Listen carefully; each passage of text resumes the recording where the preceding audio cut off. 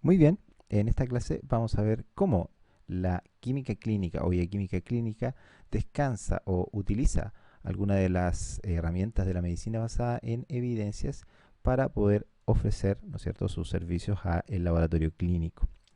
En primer lugar, tenemos que partir de que cualquier historia clínica, cualquier condición clínica, parte justamente de una necesidad clínica que está encuadrada en una sintomatología, en una serie de signos y síntomas que pueden ser atribuibles a alguna condición fisiopatológica.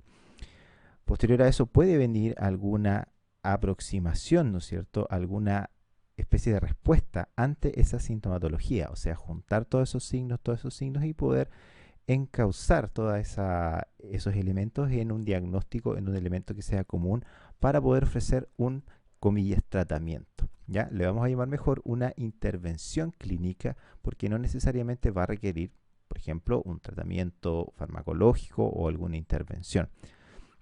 La idea, lo principal de todo esto, es que pueda haber finalmente una resolución, ¿ya?, de esa historia clínica.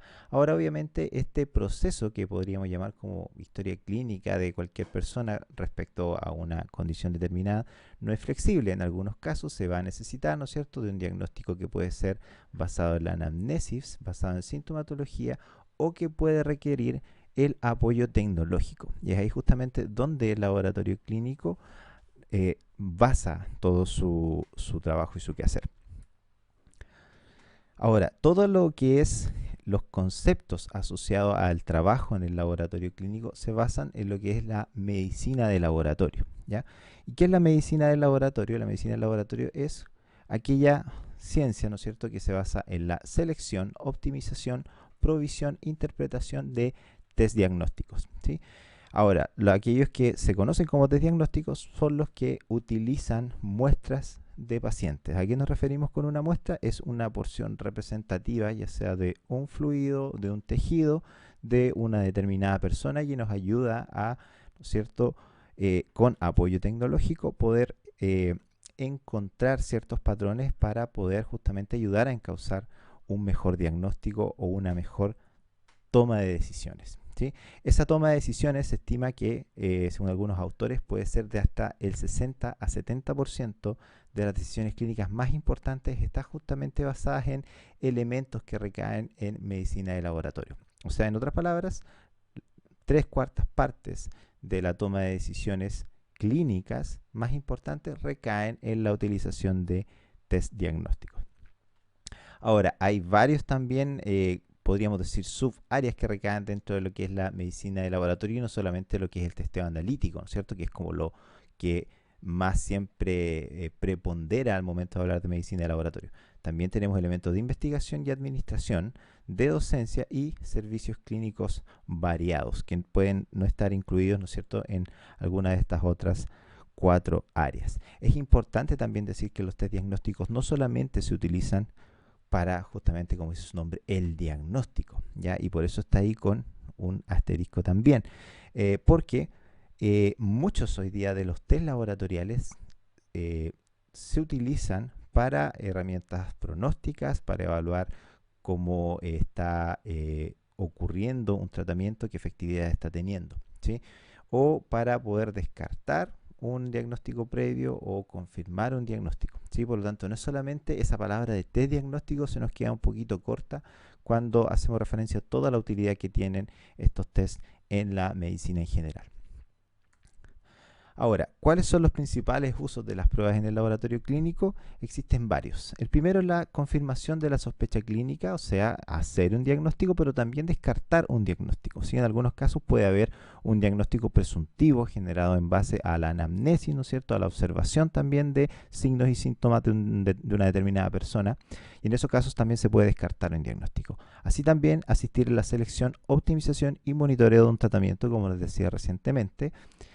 Proveer pronósticos, esto es bastante importante, por ejemplo, poniendo un ejemplo concreto, en el caso de la patología cardíaca, gran parte de las pruebas de laboratorios útiles para patología cardíaca necesitan también proveernos ciertos niveles de pronósticos, o sea, qué tan buena o tan mala va a ser el desenlace clínico finalmente que puede tener una persona de acuerdo al nivel de ciertas moléculas que pueden ser detectadas por estas pruebas de laboratorio. además también para el screening de enfermedades en ausencia de síntomas clínicos.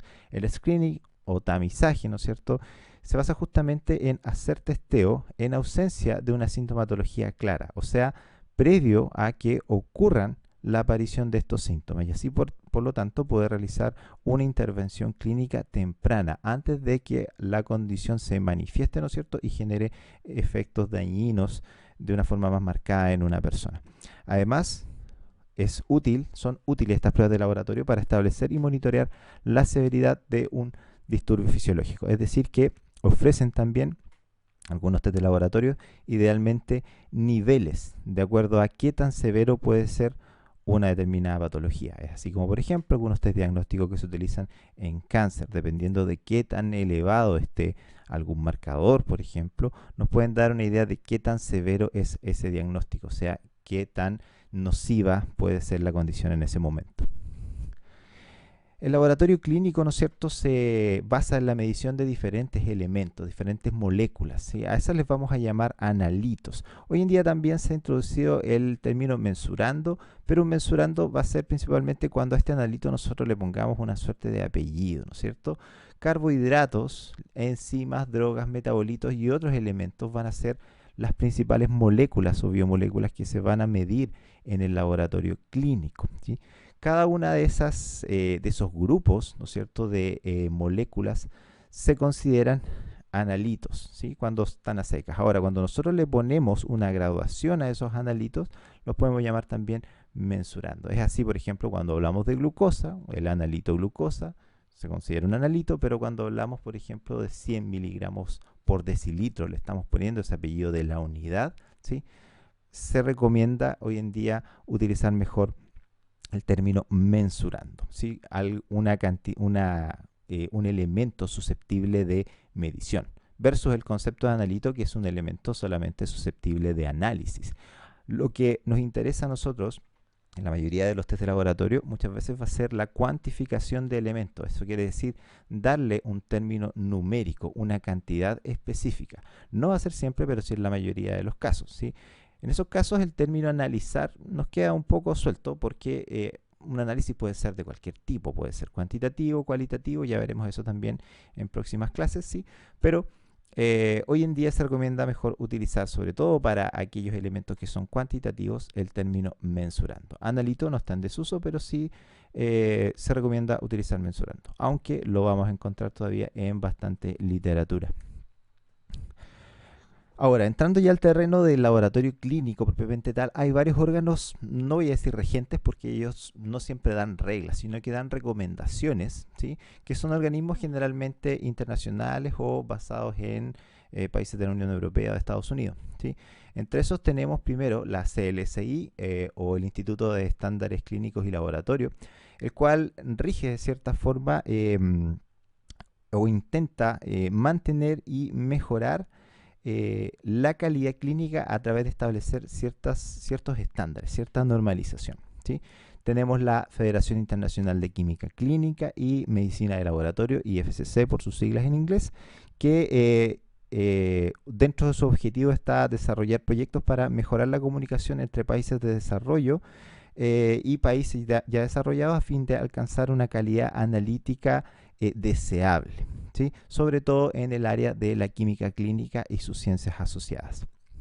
Tenemos también la ISO, la Organización Internacional de Normalización o de Estandarización, que justamente como su nombre lo dice, propende a desarrollar elementos estandarizados de uso internacional, o sea que se puedan utilizar en cualquier parte del mundo y en cualquier parte del mundo signifique lo mismo, o sea, hablar un lenguaje universal respecto a todos los elementos asociados no solamente al laboratorio clínico, o sea, la ISO tiene reglas que van mucho más allá del orden del laboratorio clínico, se aplican también al laboratorio clínico, pero están en el ámbito industrial, en el ámbito productivo, incluso en el ámbito de los servicios.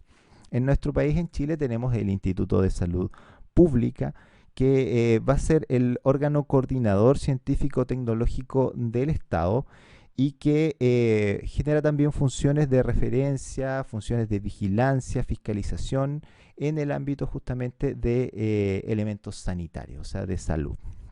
Esos serían nuestros 4 órganos principales. Hay otros, ¿no es cierto?, que no están acá, pero de los cuales nos vamos a valer para realizar nuestro trabajo. Cada uno de estos órganos genera con cierta periodicidad boletines, recomendaciones, documentos técnicos que propenden justamente a eso, a regular, a mejorar, a establecer una cierta calidad analítica para poder entregar resultados que sean justamente de calidad, o sea, resultados buenos, en otras palabras simples. Hablando un poquito de historia, ¿quién es ese caballero? Ese caballero se llama Hugo von Simpson. Él vivió a mediados del siglo XIX en Alemania y se le ocurrió a este caballero, era una persona que trabajaba en química analítica, ¿no es cierto? Era un químico analítico, básicamente médico, pero que trabajaba con muestras humanas, ¿sí? O sea, utilizaba herramientas de la química analítica para hacer mediciones en orina, ¿no es cierto?, en sangre. Pero a este caballero, ¿qué se le ocurrió? Se le ocurrió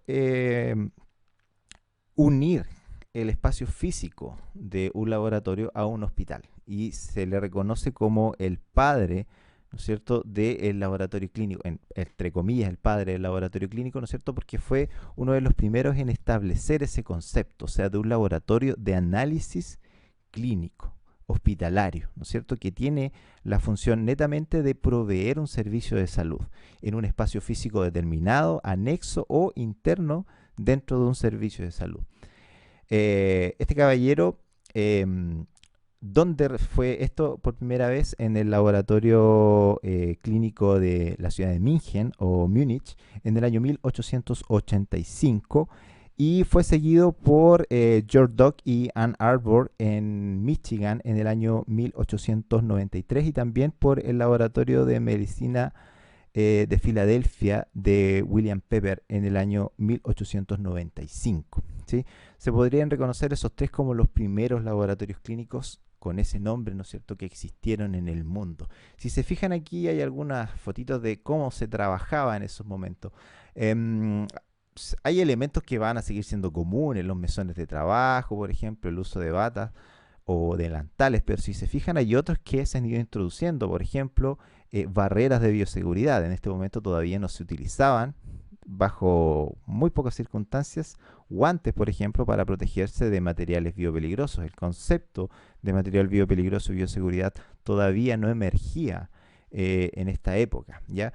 Una instrumentación también muy análoga, muy básica, muy manual, si se puede decir. La mayoría de los procedimientos, obviamente, en esta época eran hechos a mano, eran a veces muy laboriosos y requerían de una gran cantidad de implementos, de muestras de reactivos. Hoy en día la realidad es muy diferente, ¿no es cierto? Tenemos laboratorios plenamente automatizados. Aquí, por ejemplo, un equipo modular. ¿Qué quiere decir esto? Que tiene varias secciones y que pueden realizar varios análisis al mismo tiempo. También elementos de robotización en el laboratorio. Ya es importante aclarar esto porque la automatización, si bien en los últimos años ha como sido un tema súper atingente a la mayoría de las áreas del trabajo, en el laboratorio clínico es algo que se hace 30, 40 años, ya, o sea, desde la década de 1980, 1990 ya tenemos automatización en un nivel grande dentro de lo que es el laboratorio clínico, ¿sí? Hoy día ya estamos a pasos de la robotización y también lo que se espera en un futuro, que es minimizar las pruebas de laboratorio, ya como está expresado en este diagrama, el concepto de laboratorio en un chip o lab on a chip. ¿Qué quiere decir eso? Que en un pequeño vidrio, ¿no es cierto?, se pueden realizar con una muy pequeña cantidad de muestras múltiples pruebas que pueden ayudar a determinar el destino clínico de una persona. ¿Ya? O sea, quiere decir miniaturizar a un nivel muy pequeño y muy rápido también de obtener resultados todo lo que hace el laboratorio clínico, ¿sí? Ahora, yendo a lo que es la química clínica y específicamente saliendo un poquito de lo que es medicina en general o laboratorio en general, la química clínica tuvo influencia dentro de lo que fue el laboratorio clínico como una de las primeras ciencias que se estableció en conjunto con la microbiología, ¿sí?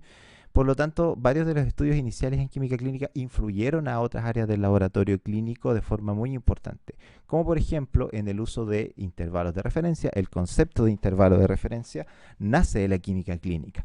Para quienes no lo sepan, Un intervalo de referencia es lo que antiguamente se le llamaba un valor normal. ¿Sí? El valor normal, el término, el concepto de valor normal, ya no se aplica o ya no tiene un uso correcto para establecer lo que se denomina como un valor de referencia hoy en día. Un valor de referencia va a ser aquel con el que nosotros vamos a comparar el resultado de un determinado paciente, de una determinada persona. Ya es así, por ejemplo, poniendo un ejemplo, para glucosa, por ejemplo, en suero, los valores de referencia van a ir de 70 a 100 miligramos por decilitro. Eso quiere decir que cuando nosotros tengamos el valor de una persona, lo vamos a comparar contra ese intervalo de referencia o contra esos valores de referencia. ¿Sí? Valor normal ya no aplica, lo vamos a ver también en un futuro, porque el término normal hace referencia a un término estadístico, ¿ya? O sea, a una población normal. Y no siempre los intervalos de referencia se basan en el concepto estadístico de una población normal. ¿Sí? Por eso es que hoy en día el término correcto es intervalo de referencia. El uso de controles internos y externos, esto quiere decir de sustancias que pueden ser preparadas dentro del laboratorio o pueden ser preparadas por órganos certificados y que yo las analizo en mi laboratorio y reporto esos resultados y comparo esos resultados con lo que me dan esos órganos de referencia. ¿Sí? Por lo tanto, puedo ir controlando también cuál es la calidad, cuál es el desempeño analítico que está teniendo mi laboratorio. También es un concepto que nace de la química clínica y que hoy en día se aplica a diversas áreas del laboratorio. También la automatización en el laboratorio clínico nace también principalmente de intentos de automatización en química clínica. Hoy en día, gran parte del laboratorio clínico es susceptible a automatización. De hecho, hay laboratorios que están plenamente automatizados. Eso quiere decir desde el procesamiento de la muestra hasta la entrega de resultados. ¿Cuál es el rol entonces ahí del laboratorista, del tecnólogo médico? Es justamente asistir y proveer un ente pensante, ¿ya? A esa máquina finalmente que procesa o que hace la labor física, que hace el trabajo manual que se hacía anteriormente. ¿Sí? No es reemplazable el ser humano aún, ¿ya? Porque la máquina todavía no piensa. ¿Sí? Y por lo tanto, la máquina está programada para hacer algo bajo determinadas condiciones, pero no es capaz muchas veces de discernir cuando esa condición cambia. ¿Sí? Por lo que sigue otorgando, haciendo su pega, ¿no es cierto?, haciendo su trabajo, otorgando resultados, pero si hay un error subyacente a las condiciones previas, no siempre ese equipo va a poder detectarlo. Y es justamente ahí donde está el mayor reto de los tecnólogos médicos actualmente. No en manipular, por así decir, la maquinaria asociada o la tecnología asociada para obtener resultados, sino en justamente fiscalizar cómo estos están funcionando y poder tener una mirada clínica en los resultados que estos están entregando. Lo que se le va a llamar o le vamos a llamar también criterio clínico. O sea, aplicar el criterio clínico para justamente observar si un determinado resultado se corresponde con la realidad clínica de una determinada persona. ¿Sí? En algunos casos, no pocas veces, los equipos producen resultados aberrantes por diferentes factores de error que también detallaremos, pero no siempre también los equipos lo pueden detectar y es ahí donde el criterio clínico de la persona debe primar. ¿Sí? Por eso es que aún no se puede reemplazar ese, esa acción humana, ¿ya? A pesar de que tengamos laboratorios plenamente automatizados. De hecho, los países que tienen más automatización, no solamente en laboratorios, sino que en general, son los países que en general también tienen mayor demanda de profesionales asociados. ¿Sí? Esos tres conceptos que eran de la química clínica, entonces hoy en día pasan a la medicina de laboratorio. O sea, son aplicables a casi cualquier área dentro del laboratorio clínico. ¿Sí? Además, trabajos de la epidemiología, de la medicina basada en evidencias, también influyeron, esta vez estos trabajos influyeron a la química clínica con elementos como, por ejemplo, la exactitud diagnóstica o la evaluación del testeo clínico en salud. ¿Sí? Los test de laboratorio pueden ser o funcionar perfectamente dentro del laboratorio, ¿sí? Pero pueden tener un valor clínico que puede ser discutible. ¿Sí? Nosotros podemos tener una prueba, por ejemplo, que detecte el 100% de las moléculas de proteína en una muestra, ¿sí? En una muestra de sangre. Pero Si ese mismo test no tiene una validez al momento de poder ayudar a determinar si existe o no alguna patología asociada a proteínas, ese estudio, ese ensayo pierde validez. Eso tiene que ver con la exactitud diagnóstica, o sea, qué tanto me sirve un determinado test, una determinada prueba para establecer un estado de salud enfermedad específico. Los padres de la bioquímica clínica son varios, ¿sí? Algunos dicen que fue este caballero, Henry Vance Jones, quien realizó trabajos sobre todo en orina de pacientes con mieloma múltiple, ¿sí? El mieloma múltiple es una enfermedad que se caracteriza por la elevada producción, a nivel de laboratorio me refiero, se caracteriza por la elevada producción de cadenas ligeras de inmunoglobulina que son capaces de pasar a la orina. O sea, son proteínas que pueden pasar a la orina, donde normalmente encontramos cantidades muy bajas de proteína. Este caballero fue uno de los primeros que detectó y pudo cuantificar moléculas de proteínas eh, en orina. ¿Sí? De hecho, existe una patología, no es una patología, sino que una condición denominada proteinuria de Vance-Jones, que es la aparición de ciertas proteínas de cadenas ligeras de inmunoglobulinas en la orina y que lleva justamente el nombre, el apellido de esta persona, pues fue el quien lo describió por primera vez. ¿Ya? Esto en el año 1813 a 1873 vivió Henry Vance-Jones. Además, Otto Follin y Christian Benck. Otto Follin fue uno de los pioneros en generar pruebas de laboratorio que midieran varios elementos orgánicos, ¿sí? Una de las de los primeros trabajos que él realizó fue la medición de polifenoles, ¿no es cierto? En cooperación con Cicaltó, crearon el método de Follin-Cicaltó, que es un método diseñado y que todavía se utiliza hasta el día de hoy para la cuantificación de polifenoles en diferentes muestras. Además, también utilizó trabajos asociados a la búsqueda de elementos del metabolismo nitrogenado no proteico en muestras de orina y también en muestras de sangre. Aquí está él trabajando en su laboratorio, este es Otto Follin en su laboratorio. ¿Y cuál fue las gracias de él? Que fue uno de los primeros en introducir el análisis instrumental a la química clínica. Este aparatito que está acá se llama colorímetro Dubosc. Es un aparato que permite la comparación visual de diversas intensidades de color. Entonces, ¿cómo funcionaba esto? Había, ¿no es cierto?, un determinado patrón, un estándar de un determinado analito, ¿sí? Podría ser, no sé, proteínas, por ejemplo, que daba al reaccionar con algún elemento químico una intensidad de color.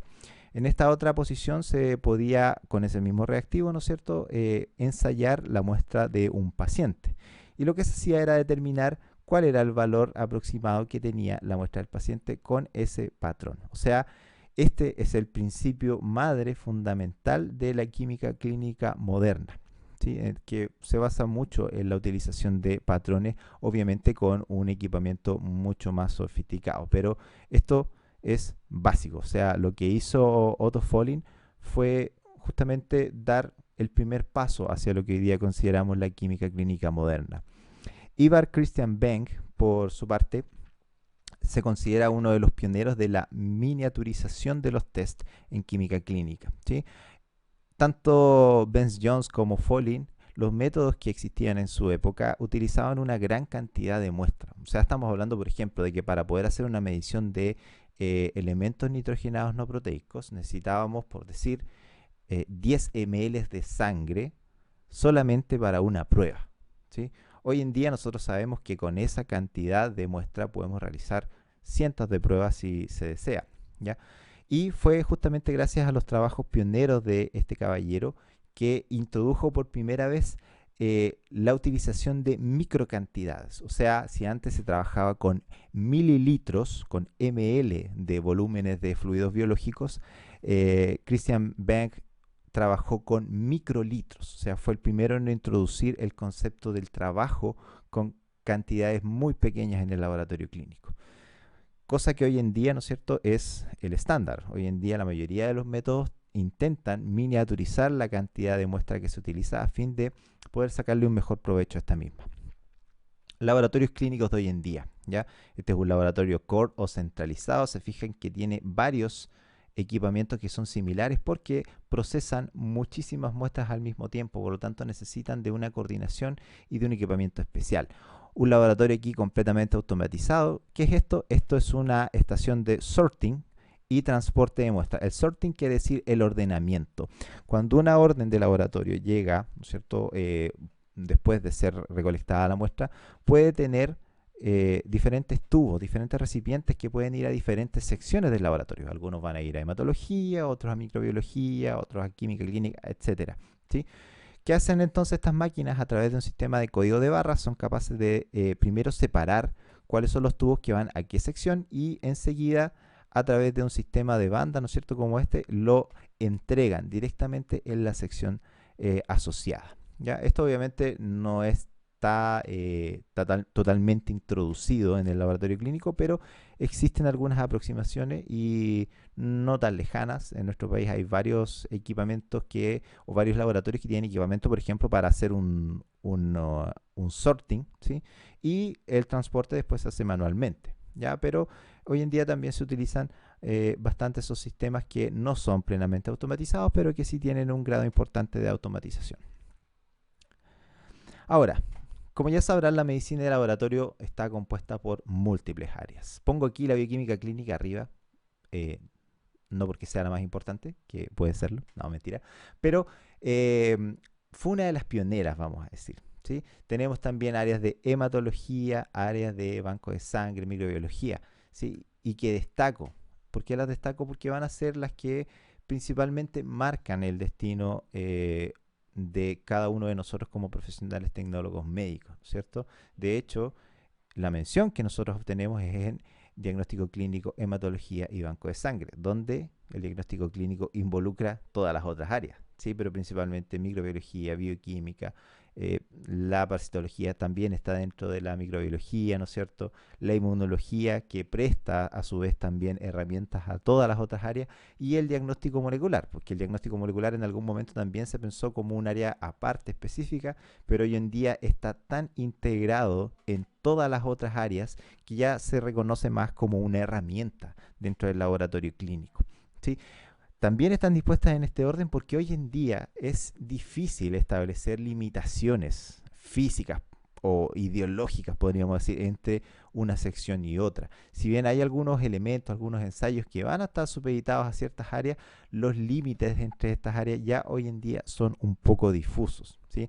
Hay algunos elementos de la bioquímica clínica que están ahí, por ejemplo, con la inmunología, con la microbiología, como vamos a ver más adelante. Por lo tanto, es más que nada una división didáctica, ya para poder entenderla y para poder moverse de una manera más eficiente en el laboratorio, ¿sí? Pero la medicina del laboratorio involucra justamente eso, todas las áreas del laboratorio clínico.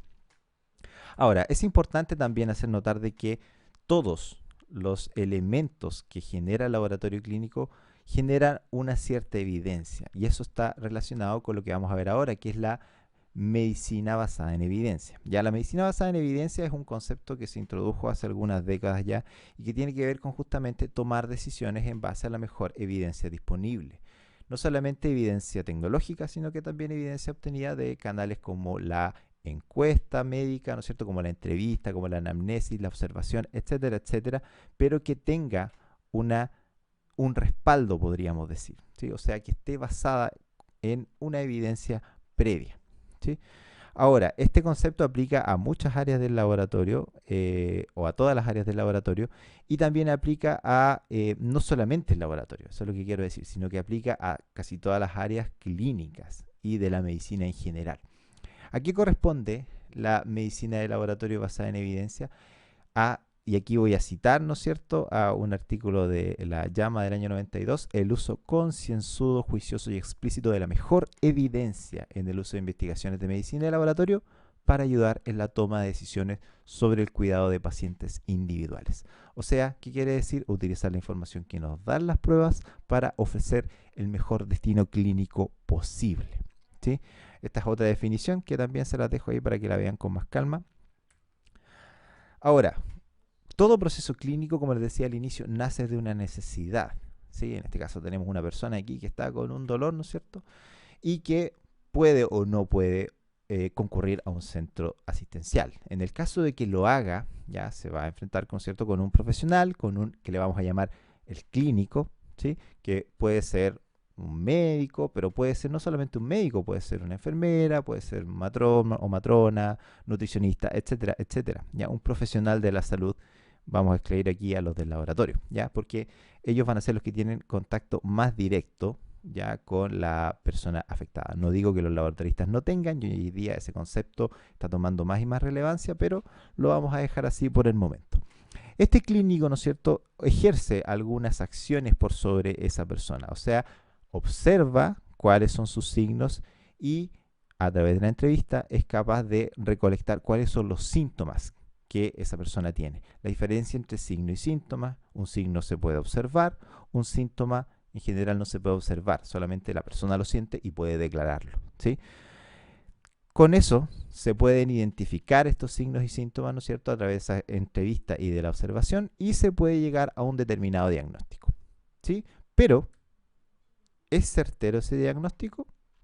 No se puede saber a ciencia cierta. En algunos casos, si la observación y la entrevista, o sea, si estos signos y síntomas son muy claros, es muy probable que ese diagnóstico sea certero, ¿ya? Pero bajo el concepto de medicina basada en evidencia, nosotros establecemos antes de eso un criterio de ciertas hipótesis diagnósticas, ¿ya? Que pueden llevar a ese diagnóstico final.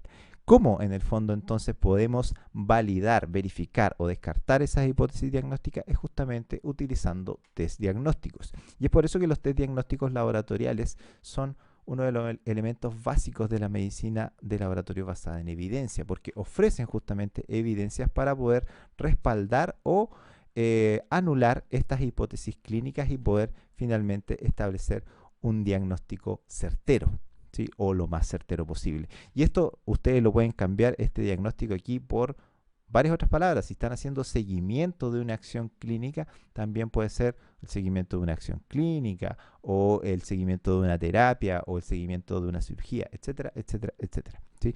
A todo este proceso le vamos a llamar proceso diagnóstico, ¿ya?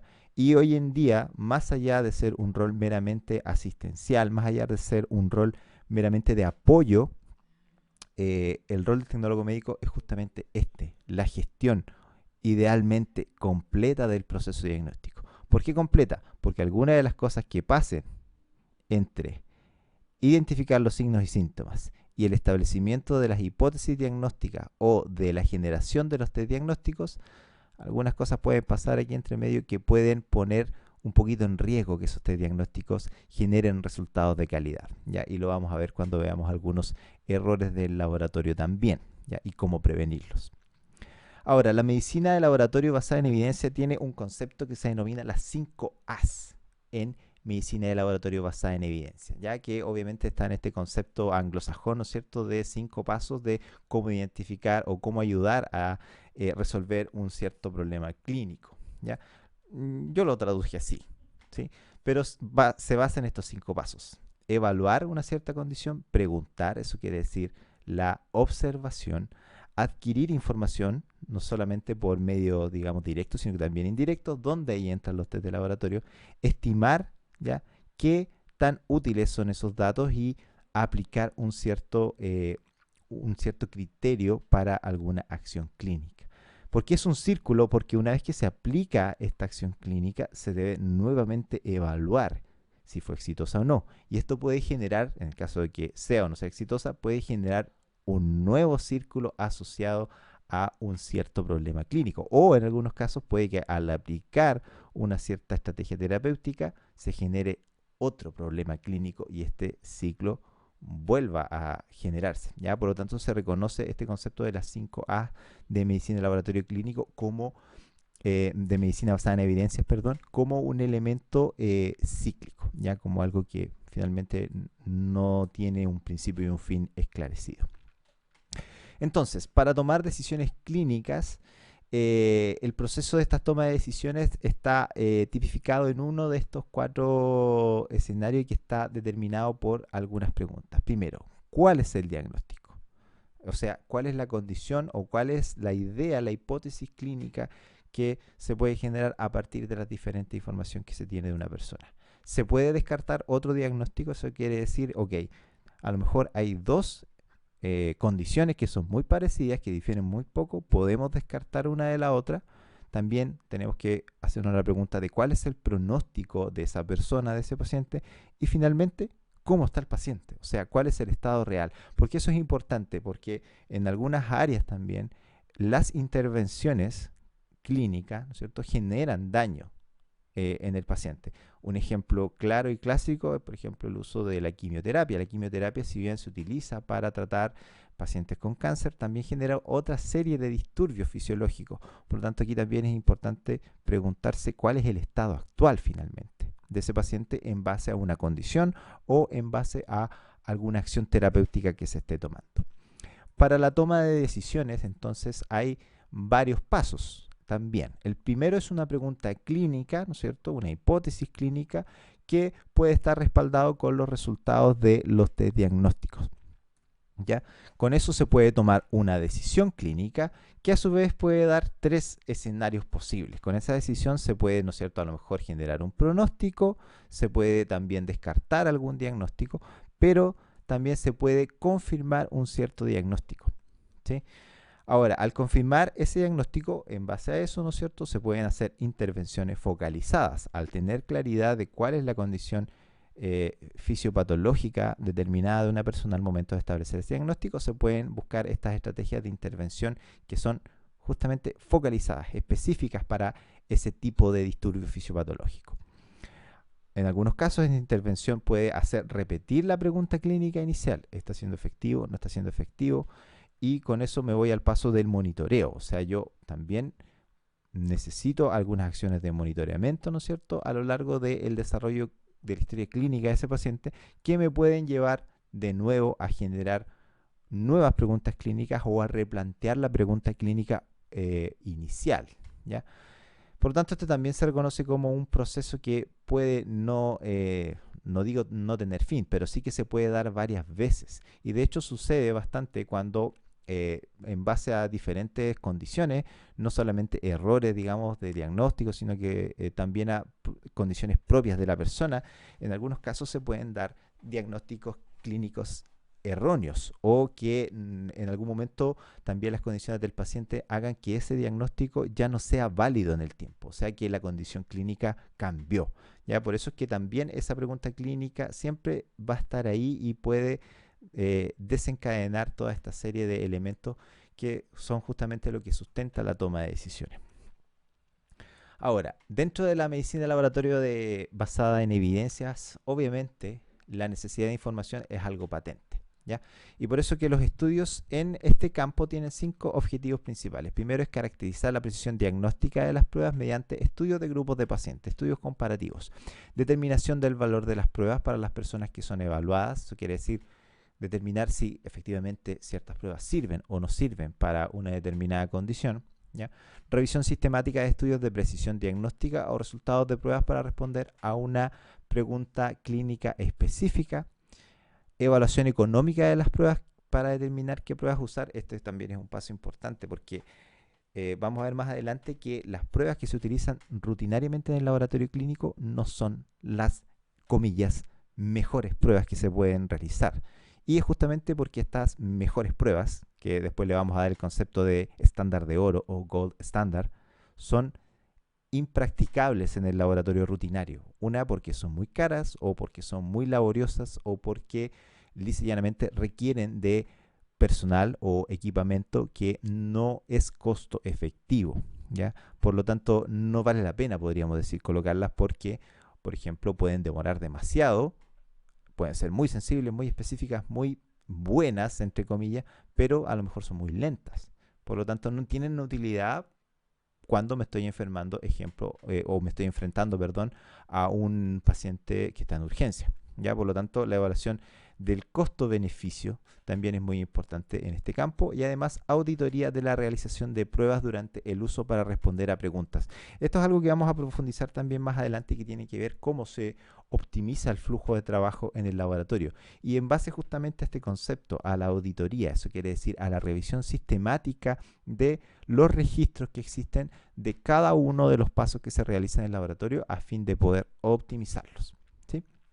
Ahora, aquí vamos a hablar también un poco en general, porque cuando hablamos de evidencia hay eh, varios conceptos asociados. Uno de ellos es la jerarquización de la evidencia, que lo que intenta a través de diferentes estudios o diferentes organismos, intenta justamente darle un cierto valor, un cierto grado de valor a la diferente evidencia científica que se genera y que existe, ¿ya?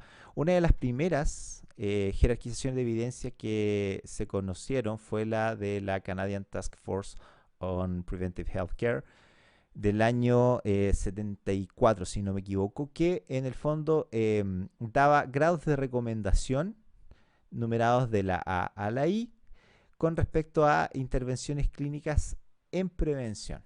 ¿Ya? Por lo tanto, el grado A era cuando existía buena evidencia, hasta el grado I cuando existía evidencia insuficiente. ¿Cuál era el problema? Es que está solamente basado en estrategias de prevención, ¿ya? Además de esto, esta misma organización eh, intentó dar una suerte de niveles de evidencia. Ya estos eran niveles o grados de recomendación, estos son niveles de evidencia, ¿sí? Entonces establecía los niveles de evidencia en números romanos del 1 al 3 y en el número 2 tres subniveles, ¿ya? Y se basaba en evidencia que surgía a partir de ensayos clínicos con asignación aleatoria o no aleatoria, hasta evidencia que surge como de la experiencia clínica diaria. ¿Qué quiere decir eso? Que le daba un mayor grado de fuerza de evidencia a aquellos ensayos que estaban hechos en base a ensayos clínicos de doble ciego, ya que en el fondo consiste a estudios clínicos muy especializados que requieren bastante tiempo y bastante recursos en el análisis, pero que justamente dan grados muy buenos de evidencia o grados muy potentes de evidencia, para no decir bueno, ¿sí? El problema era que, como les decía, esta evidencia también estaba principalmente destinada a lo que era el cuidado preventivo en salud.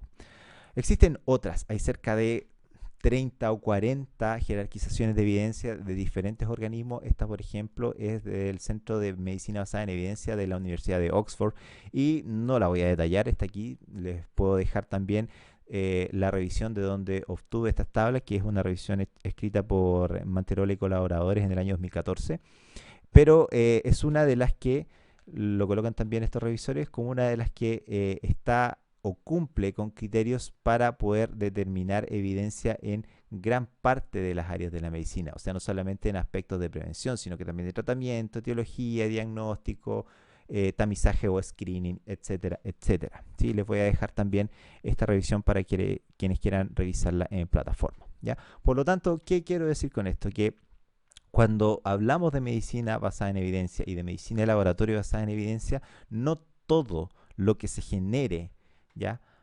Como dato en el laboratorio va a tener la misma fuerza para poder respaldar una decisión clínica, ¿ya? Así, por ejemplo, hay algunos test de laboratorio que tienen, o que, por ejemplo, bajo la clasificación de la Canadian Task Force, tienen un grado de evidencia 1A, ¿ya? Y hay otras que tienen, por ejemplo, un grado de evidencia 1C. ¿Qué quiere decir eso? Que están basados en ensayos clínicos, pero que se recomienda su uso bajo ciertas condiciones, no en todos los casos. Por lo tanto, es importante reconocer esto también cuando estamos buscando información científica. Ya no toda la información científica va a tener, por así, la misma fuerza. ¿Para qué hablar de la información no científica? En estos casos no hablamos de información no científica, nos basamos justamente en evidencia que existe por vías establecidas, por vías científicamente comprobables, ¿ya? Entonces, para introducir lo que vamos a ver a continuación también, cuando se realiza diagnóstico laboratorial o apoyo laboratorial basado en herramientas tecnológicas, basada en test diagnósticos finalmente, muchos muchas personas, incluyendo muchos profesionales de salud no tecnólogos, lo ven así, ¿no es cierto? Tenemos una muestra de un paciente y lo siguiente que hay es un resultado, ¿ya? Un resultado de laboratorio. Sin embargo, ese no es un proceso que ocurra en un solo paso, sino que ocurre en varios pasos, en múltiples pasos, que de hecho son bien establecidos y que tienen una concordancia en el tiempo. ¿Qué quiere decir eso? Que yo no puedo agarrar el paso 5 y ponerlo en el paso 1, ¿ya? Tienen una concatenación temporal. ¿Cuál es el problema de esto? Uno de los problemas que tenemos también es que si ocurre un error en alguna de esas fases, lo más probable es que ese error se mantenga si no es detectado y corregido a tiempo y nos va a generar finalmente un resultado dudoso o lisa y llanamente un resultado erróneo, ¿ya? Por eso es importante también que nosotros podamos hacer una diferencia de cada uno de esos elementos, de esos subprocesos que hay desde que se analiza una muestra o desde que llega una muestra o desde que llega un paciente hasta que se produce un resultado de laboratorio. Es así como partiendo de esa necesidad clínica, ¿no es cierto?, nosotros podemos dividir este proceso diagnóstico en tres áreas, ¿ya? O en tres fases, que le vamos a llamar fase preanalítica, analítica y postanalítica, ya antes de obtener un resultado. A todo eso le llamamos el proceso diagnóstico. Ahora, ¿cuál es el objetivo de cada una de esas fases? En la fase preanalítica va a ser todo aquello que esté, como su nombre dice, previo al análisis. ¿Qué se preguntarán ustedes? Bueno, desde que se emite la orden clínica basada en una necesidad clínica, ¿no es cierto?, hasta que la muestra obtenida de ese paciente que tiene esa necesidad clínica comienza a procesarse, comienza a procesarse el proceso, digamos, valga la redundancia, para obtener un resultado, ¿ya? Y tiene como objetivo asegurar que el paciente correcto tenga el test correcto en el momento correcto. Ya vamos a ver por qué. Porque aquí en esta fase se produce una multiplicidad de errores que pueden impactar en el resultado final. Tenemos la parte analítica o la fase analítica, donde justamente se realiza el análisis propiamente tal, que tiene como objetivo obtener el resultado correcto. Y finalmente la fase postanalítica, donde su objetivo es la interpretación correcta del resultado por quien lo solicitó y que se tome la decisión y la acción clínica correcta también, ¿ya? Para poder lograr eso existe un marco general que está en todas las fases y que propende y que permea, mejor dicho, en estas tres fases, que tiene que ver con la gestión de la calidad, ¿ya?